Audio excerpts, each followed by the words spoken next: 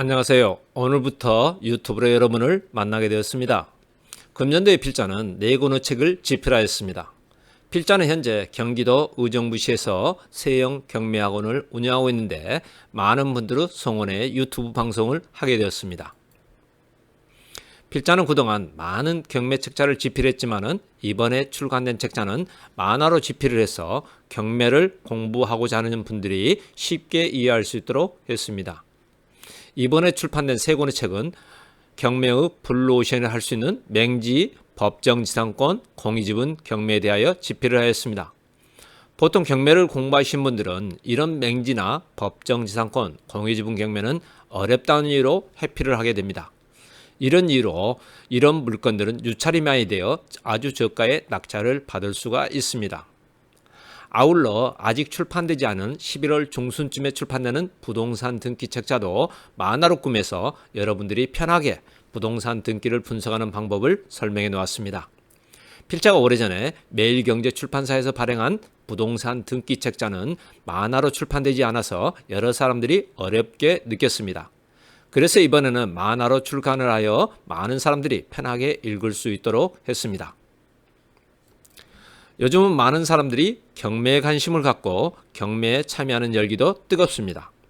그러므로 요즘에는 일반적으로 평범한 물건을 낙찰받기 위해서는 높은 가격을 써야 하기 때문에 수익을 내기가 참 힘이 듭니다. 그러나 요즘에도 맹지나 법정지상권, 공유지분 경매 등은 많은 사람들이 참여를 하지 않아 낮은 가격에 낙찰을 받을 수가 있습니다. 그렇지만 이런 물건을 낙찰받기 위해서는 많은 노력을 해야 합니다. 만약 분석을 잘못하면 엄청난 불이익을 볼 수도 있기 때문입니다. 이제 여러분들이 이런 물건을 낙찰받을 때 반드시 알아야 하고 확인해야 하는 사항에 대해서 알아보도록 하겠습니다. 먼저 맹지에 대해서 알아보고자 하는데, 맹지 책자는 지적도상 맹지, 건축법상 맹지, 감정평가서상 맹지, 개발관리법상 맹지, 맹지에 대한 경매 진행 8예로 구성이 되어 있습니다. 일반적으로 경매를 공부하신 분들은 사법, 즉 민사집행법이나 민법 등만 공부를 합니다. 물론 경매 강의를 하시는 분들도 마찬가지입니다.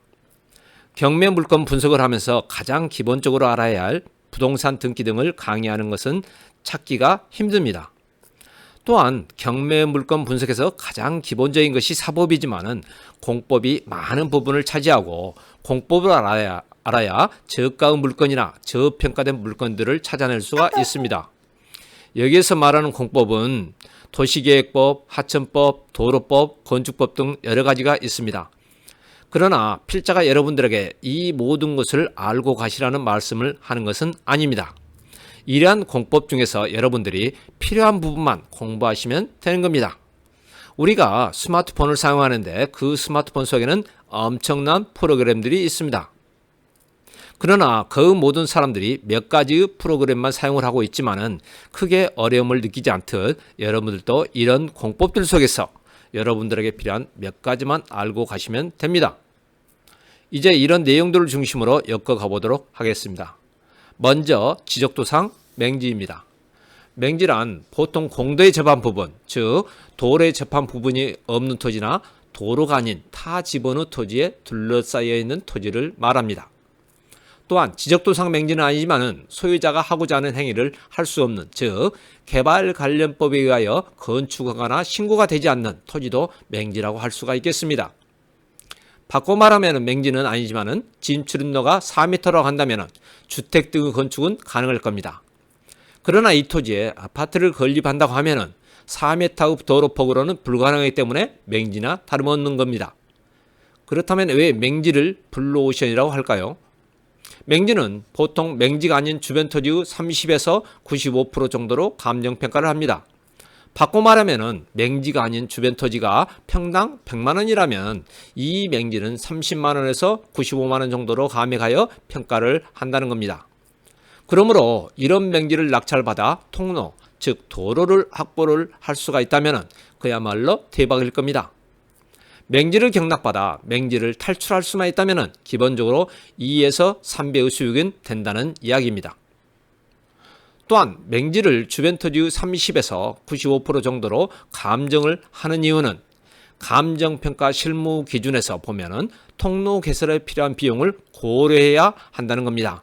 그러므로 이런 통로 개설 비용을 미리 차감하여 감정을 하기 때문에 주변 토지의 30에서 95% 정도로 감정평가를 하는 겁니다.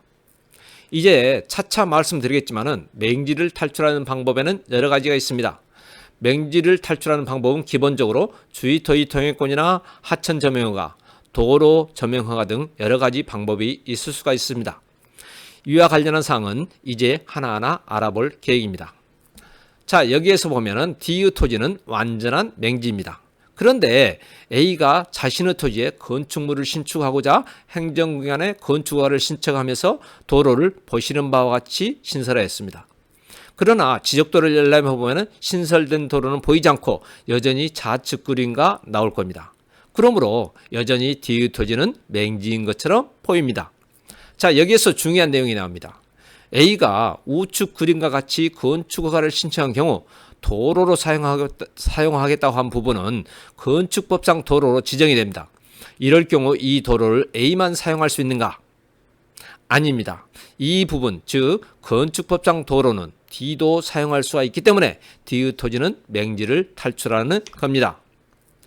국토교통부에서 발행하는 건축행정 길라잡이라는 책자를 보면은 건축법상 도로로 지정할 경우 반드시 지적 분할과 지목 변경을 의무화하고 있지는 않습니다.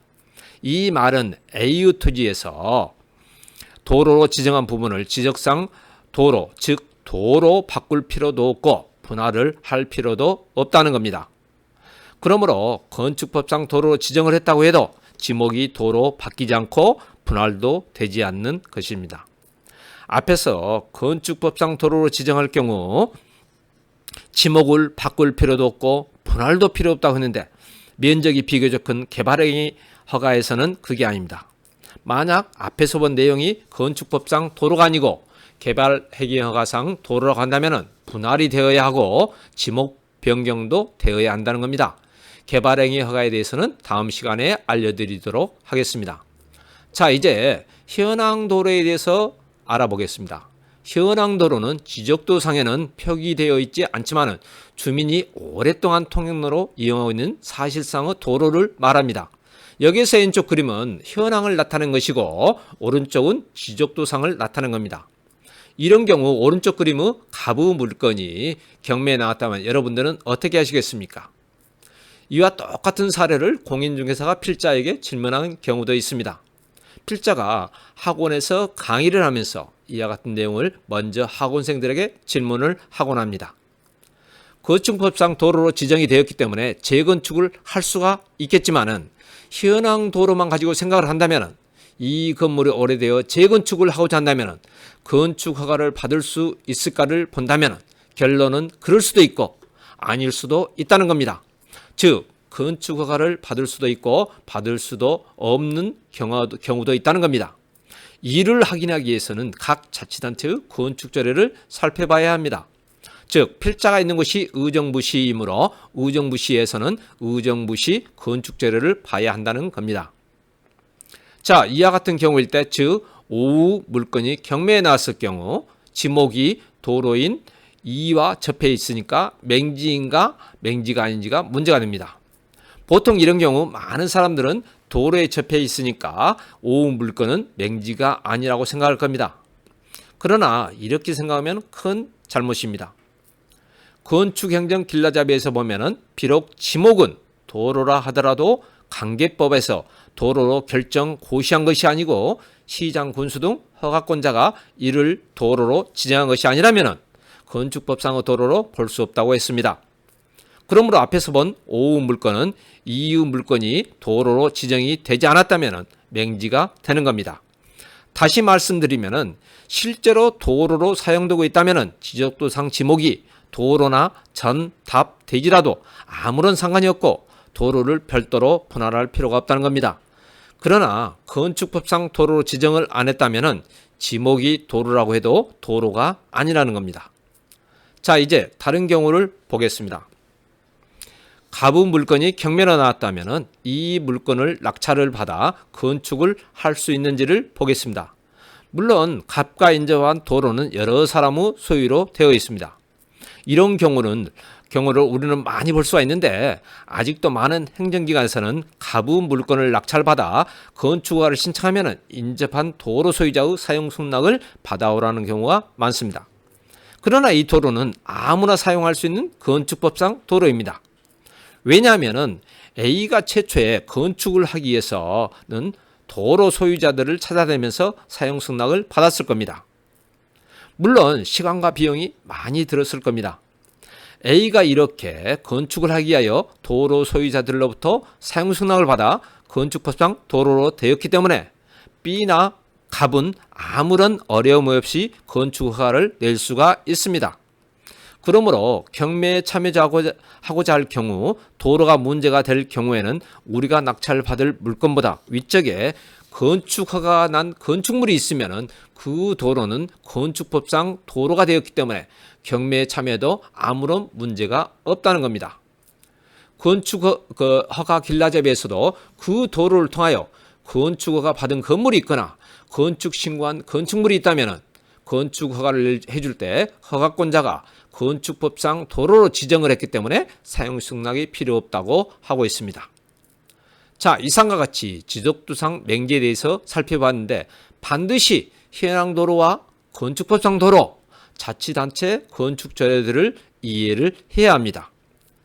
필자가 강의하고 있는 의정부 세영경매학원에서는 기초반과 특수반 경매 강의를 하고 있습니다.